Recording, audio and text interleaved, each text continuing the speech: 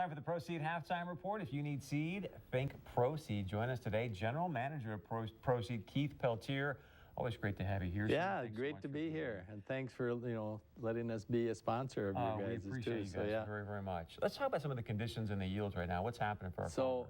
I've been gone for a week, but came back to really, really soggy conditions. Amenia to Castleton, water in the ditches everywhere. Some guys get 4 or 5 inches of rain. But we've been hearing some yields coming in. The early yields are really better than what guys were thinking they were.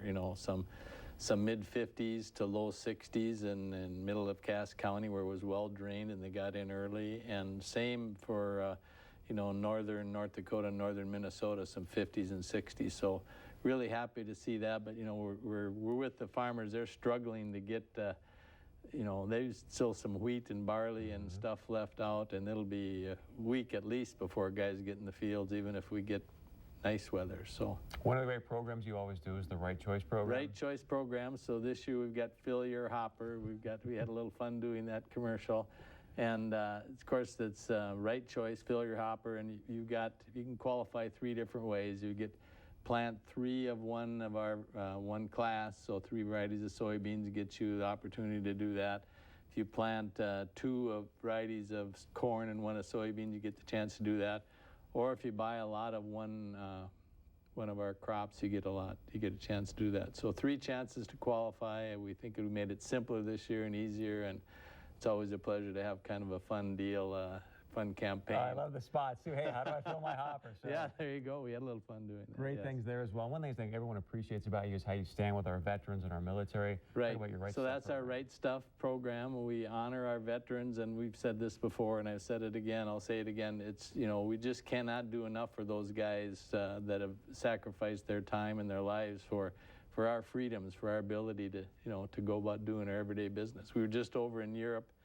And you really appreciate what we have in America compared to what they have there. So our hats go off to those guys. We mail out like $250 to those that have qualified and have served our country. Thank you for what you do. Yes, you're welcome. My pleasure. Very, very much. Check out their website, proseed.net, for more information. And of course, stick around for much more coming up right here on the Proseed Halftime Report.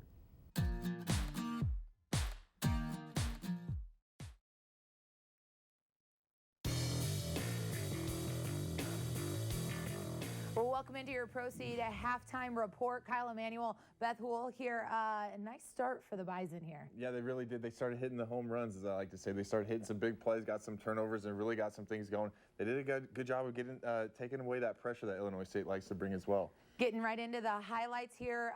First drive for Illinois State. Stalls up here. Yeah, like we've been talking about every single week. It's a fast start for NDSU. They get a stop on defense, and then the offense comes out and they do what they do best. Marquise Bridges forcing that. Mercadal getting the recover, and then the Bison strike quick. Yeah, I think this is one of those scripted plays that Tyler Roll saw on film, and he said, hey, I think we got a shot here. They get in the high red zone, and that's what you like to do, take a shot towards the end zone, and they take advantage of it. Touchdown Bison. Noah Gindorf with that touchdown catch there, and then it's Ty Brooks off to the races. Here's the home runs I was talking about. Yeah, Ty Brooks right up the middle. Bison doing a good job of controlling the line of scrimmage early. Illinois State finally kind of starts to get something going. James Robinson, we knew he'd play a factor. Yeah, absolutely. We talked about him a ton in the pregame, and there's a reason why, and you're going to see it right here. He's one of the best running backs, and he got some things going there early. It results, though, in just a field goal. Yeah, I think NDSU's been doing this all year long.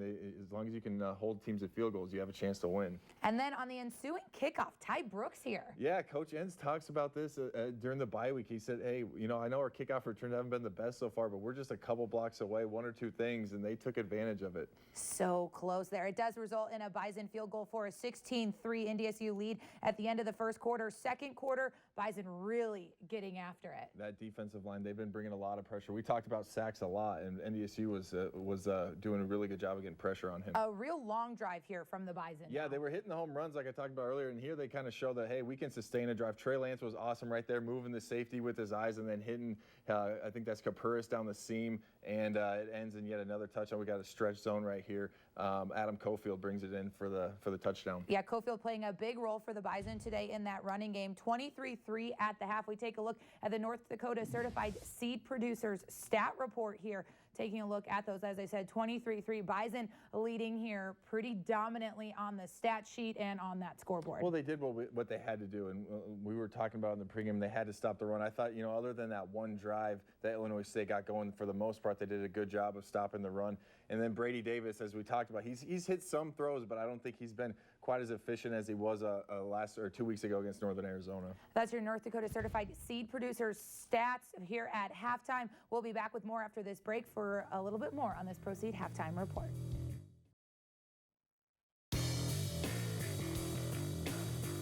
Welcome back into the Proseed Halftime Report. We'll head back out now to Illinois State, where Ryan Gellner's standing by. Hi, Beth. Thank you very much. North Dakota State is starting something new this week, and to kick off homecoming week, it's called the Our Hands campaign, but nobody really knows what it is until right now. NDSU President Dean Brashani is here. What is this Our Hands campaign? Ryan, thanks very much for asking. It is literally going to be a history-making moment for not just North Dakota State University, but for the entire state of North Dakota. It's a celebration of the leadership that NDSU has taken in terms of higher education, in terms of serving the state, the region, and the nation. And it's going to be a celebration of the commitment and the investment that our friends, philanthropists, members of the community, our alumni, business leaders are all about to make in the future of higher education through North Dakota State University. It's a commitment that literally will make state history. And it's huge for North Dakota State. It's students and everybody involved with the university. Absolutely. The pillars are going to be supportive of our undergraduate students, our graduate students, and our faculty. It's putting our hands on the future of the state, lending a hand to supporting the people that will make that possible, our students, our faculty, and our staff, and literally at a history-making level that I think will leave everyone gasping.